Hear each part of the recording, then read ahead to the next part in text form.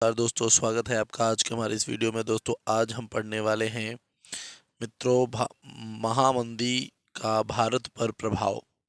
जी हाँ दोस्तों, महामंदी जो 1929 में आई थी दोस्तों।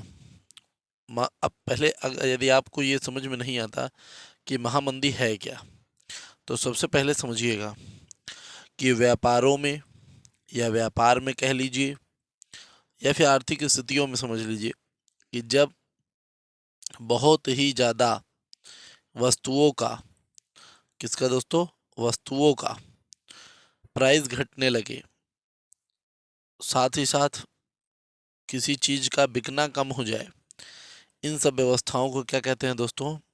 मंदी कहते हैं। और जब यही अपनी चरम सीमा पर आ जाए तो इसे महामंदी कहते हैं।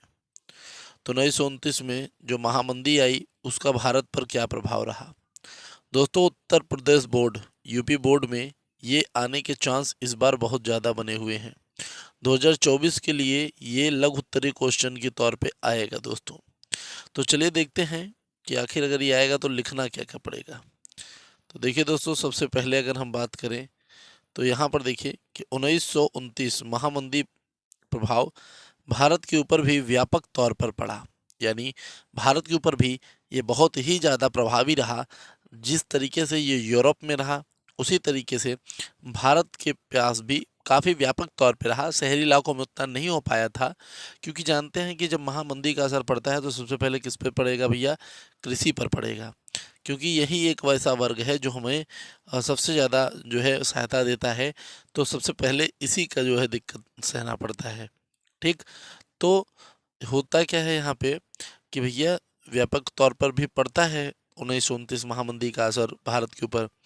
तो भारतीय व्यापार को बहुत ही ज़्यादा प्रभावित किया। तो महामंदी ने भारतीय व्यापार को बहुत ही ज़्यादा प्रभावित किया। भारत के आयात निर्यात, आयात मतलब जो सामान आ रहे हैं जा रहे हैं, आयात निर्यात का मतलब जो यहाँ अपने देश से दूसरे देश में वस्तुएं जा रही हैं, दूसरी देशों से अपने यहाँ पे वस्तुएं आ रही हैं, ये घटकर लगभग आधे हो गए थे। यानी आयात निर्यात काफ़ी दिक्कत और काफ़ी तकलीफ परेशानी में आ गया। गेहूं की कीमतें आधी रह गई। तो गेहूं की कीमतें जो थी वो आधी रह गई, यानी 50% का लॉस हुआ। किसानों को नुकसानों की स्थिति किसानों के नुकसानों की स्थिति दयनीय रही, यानी बहुत ही ज़्यादा नुकसान हुआ। कृषि उत्पादों की कीमत तेज़ी से नीचे गिरने लगी। साथ ही साथ सरकार ने भी किसानों का साथ नहीं दिया। सरकार ने लगान वसूली में छूट देने से साफ इनकार कर दिया। जिस तरीके से दोस्तों आज आप लोग देख रहे हैं कि सरकार टैक्स वसूल रही है, उसी समय जो जमींदार लोग होते थे वो लोग क्या करते थे? लगान वसूलते थे। तो सरकार भी इसी तरीके से क्या करती थी?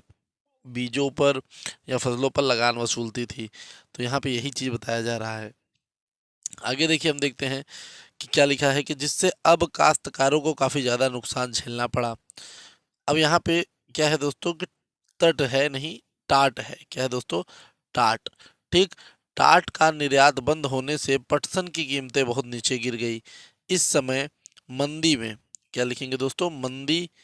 के मंदी को देखते हुए, ठीक, मंदी के इस समय को देखते हुए भारत की कीमती धातुओं का, खासकर सोने का निर्यात करने लगा। यानी इसी समय भारत सोने के निर्यात में भी आ गया था। ठीक दोस्तों, वैसे देखा जाए तो सन 1929 के इस महामंदी का प्रभाव शहरी इलाकों से ज़्यादा ग्रामीण इलाकों तथा किसानों के ऊपर देखने को मिलता है। तो दोस्तों ये एक छोटा सा क्वेश्चन था जो कि बोर्ड के अंदर आने के बहुत भयंकर चांसों के साथ है। अब देख लेते हैं कि महामंदी के उपजने के कारण क्या थे। तो महामंदी के जो उपजने के कारण थे दोस्तों, हम उनके ऊपर भी विशेष फोकस करके चलेंगे कि आखिर क्या कारण थे जो महामंदी इस प्रकार से आई दोस्तों। ठीक, तो इसके ऊपर देखते हैं। तो यहाँ पे देखिए, सबसे पहले क्या है कि औद्योगिक क्रांति होने से अमेरिका और ब्रिटेन में बहुत ज़्यादा ही उत्पादन होने लगा, जिससे बहुत से भंडार इकट्ठे हो गए और खरीदार न रहा।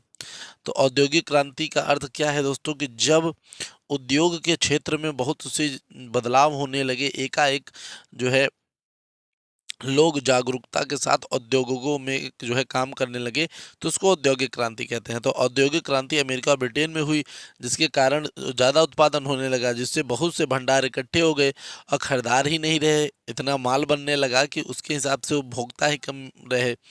अब आगे देखते हैं कि भैया क्या होगा कि कृषि क्षेत्र में अधिक उत्पादन के कारण कृषि उत्पादों की कीमतें गिरने लगी और किसानों ने अधिक उत्पादन शुरू किया, जिससे कि उनका आय बढ़ सके, परंतु हुआ उसका उल्टा, उनकी आय और घट गई।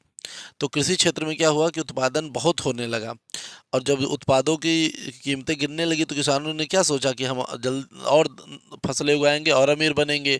तो पहले से ही फसलें थी, उन्होंने और फसलों को उगाया, जिससे और कीमतें गिर गई और इनका काफ़ी ज़्यादा नुकसान हो गया। आगे देखते हैं दोस्तों, संकट से पहले बहुत से देश अमेरिका से कर्ज लेकर ही अपनी अर्थव्यवस्था चलाते थे भैया। सुपर पावर है, क्या है दोस्तों भैया? Super power. ठीक। वैसे एक बात कहूँगा, जरूर कहूँगा भैया, कि कुछ भी हो, पर भैया डोनाल्ड डोनाल्ड ट्रंप को जो भैया मोदी जी ने रिप्लाई दिया था, जो दिया था भाई, उन्होंने स्वामी विवेकानंद को स्वामी विवेकामुन्नन कह दिया था, तो उन्होंने भी डोनाल्ड ट्रंप बोल दिया। क्या बात है भाई साहब, मानना पड़ेगा। ये सीन तो बहुत अच्छा था। आगे चलते हैं, नहीं देखा हो वीडियो को तो भाई उसको कभी देखिएगा आप। तो संकट से पहले बहुत देश अमेरिका से कर्ज लेकर ही अपनी अर्थव्यवस्था चलाते थे। साल भर के भीतर जो देश अमेरिकी कर्ज पर सबसे ज़्यादा निर्भर थे, उनका संकट, उनके सामने गहरा संकट खड़ा हो गया। अब सोचिएगा कि जो देश खुद ही इसमें इससे जूझ रहा है, उससे ही देश जो है कर्ज लेकर चला रहे हैं, तो खुद ही तो परेशान है, वो खुद ही परेशान है। अब आप परेशान हो तो आप दूसरे को कर्जा थोड़ी ना दोगे। तो यूरोप के कई बड़े बड़े बैंक क्या हो गए थे? बेकार हो गए थे, और देशों की मुद्रा की कीमत बुरी तरह से गिर चुकी थी। शेयर बाजारों में शेयर की कीमतों में गिरावट आ गई थी। इसी कारण से महामंदी बहुत तगड़ी आई दोस्तों। तो यही कारण थे महामंदी के आने के। दोस्तों ये वीडियो कैसी लगी ज़रूर बताइएगा। साथ ही साथ आपसे एक मिनट कहाँ जा रहे हैं, सुनिए तो। आप सिटी का नाम लिख लीजिएगा भैया, सिटी का नाम लिख दीजिए और अपना नेम लिख के भेजिए कि सर हम यहाँ से देख रहे हैं, इस सिटी से देख रहे हैं, हमारा नाम ये है। हमें बहुत खुशी होती है बच्चों। धन्यवाद, मिलेंगे आपसे अगली वीडियो में, तब तक के लिए जय हिंद, जय भारत।